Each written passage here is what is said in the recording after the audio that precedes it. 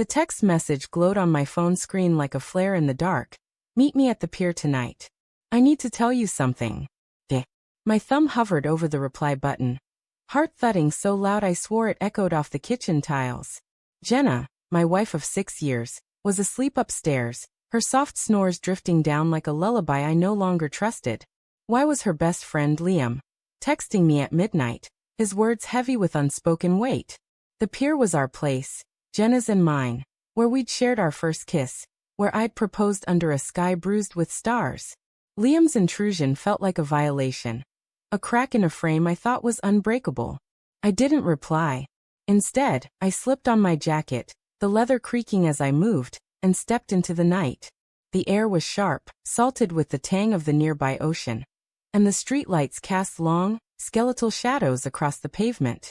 My boots crunched against the gravel as I walked, each step a question I couldn't voice. Liam had been Jenna's shadow since college, always lingering at the edges of our life.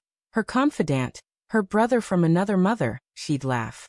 I'd never minded. Not really. But lately his name had slipped into our conversations too often, her eyes lingering on her phone when she thought I wasn't watching. The pier loomed ahead, its weathered boards groaning under the weight of waves crashing below. Liam stood at the far end, his silhouette sharp against the moonlit water, hands shoved deep in his pockets. He turned as I approached, his face half hidden in shadow, but his eyes caught the light, nervous, flickering. "Mark," he said, voice low, almost swallowed by the wind. "Thanks for coming." "What's this about?" I asked, my breath visible in the cold.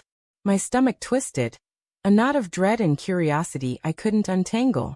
He hesitated, rubbing the back of his neck, his usual easy grin nowhere in sight. "It's Jenna," he said finally. She told me something today. I don't know how to say this without breaking everything." The world tilted. My pulse roared in my ears, louder than the waves. "Just say it." I snapped, sharper than I meant. Liam's gaze dropped to the boards beneath our feet. "She said she wants me in your marriage. Like part of it. She thinks it could work, the three of us." His voice cracked, and he looked up, eyes pleading. "I told her no, Mark. I swear. But she's been talking like this for weeks, pushing, saying she loves us both." The words hit like a fist to the chest, stealing my breath. Jenna, my Jenna, who'd laughed with me over burnt pancakes just yesterday, who'd curled into my side on the couch last week, whispering about our future kids. This wasn't her. This couldn't be her. My mind scrambled, replaying moments, her late-night texts, her sudden girls' trips, that left no trace on her socials. The way she'd started locking her phone. Small things brushed off as paranoia. Now they burned. "You're lying," I said, but my voice shook, betraying me. "I wish I was." Liam's shoulders slumped, and for a moment, I saw his own pain, raw, unguarded. "I've loved her for years, Mark. Not like you, not like a husband, but enough to hate myself for it. I never acted on it. Never. But she's different now. She's not the Jenna we knew." I turned away, gripping the pier's railing, the wood splintered and cold under my palms. The ocean churned below, black and endless, mirroring the chaos in my head. "Love us both." The phrase clawed at me, ripping open memories of her smile, her touch, the promises we'd made. Was it all a lie? Or had she changed, slipped away while I wasn't looking? I wanted to scream, to demand answers, but all I could do was stand there, frozen, as the wind stung my face. "Go home, Liam," I said finally, my voice flat, unrecognizable. "Don't come near her again."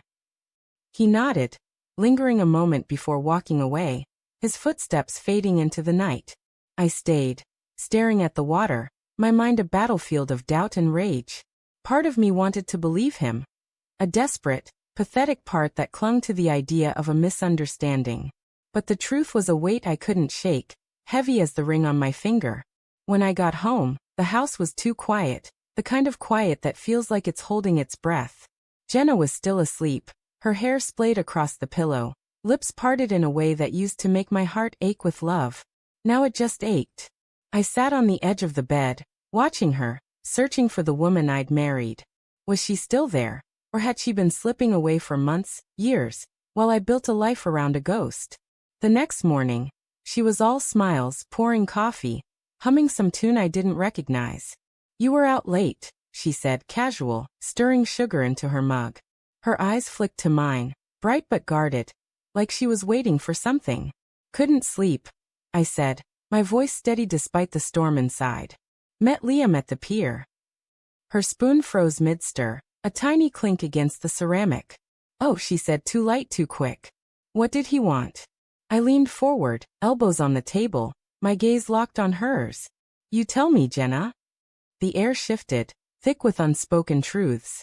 Her smile faltered, and for a split second I saw it, guilt, fear, maybe even regret. Mark, what are you talking about? She asked, but her voice trembled, a crack in her facade.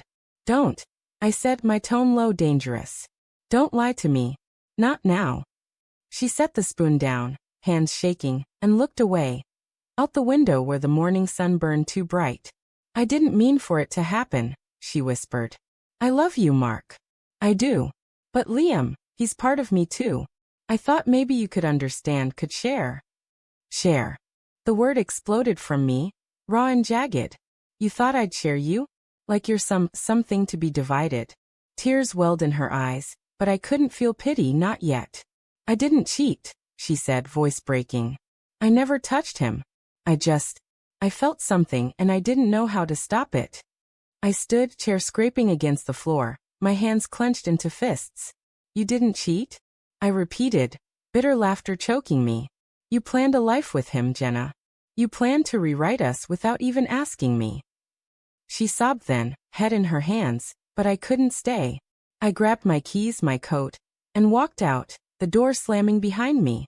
The world outside was too normal, birds chirping, neighbors waving, while inside me, everything was ash. I drove to the courthouse that afternoon, the divorce papers cold in my hands, each signature a cut deeper than the last. But that night, alone in a cheap motel, the final twist came. My phone buzzed with a voicemail from Liam, his voice broken, slurred with tears or whiskey. Mark, I lied, he said. She never wanted me in your marriage. I did. I've been in love with her since college and I thought if I could break you two apart, she'd see me. I'm sorry. God, I'm so sorry. The phone slipped from my hand, hitting the carpet with a dull thud. Jenna's words echoed, I didn't cheat. I felt something. Had she been fighting her own heart, or had Liam manipulated her, planting seeds of doubt to shatter us? The truth was a maze, and I was lost in it, torn between love and betrayal, forgiveness and rage. All I knew was the frame of our life was broken, and no amount of glue could make it whole again.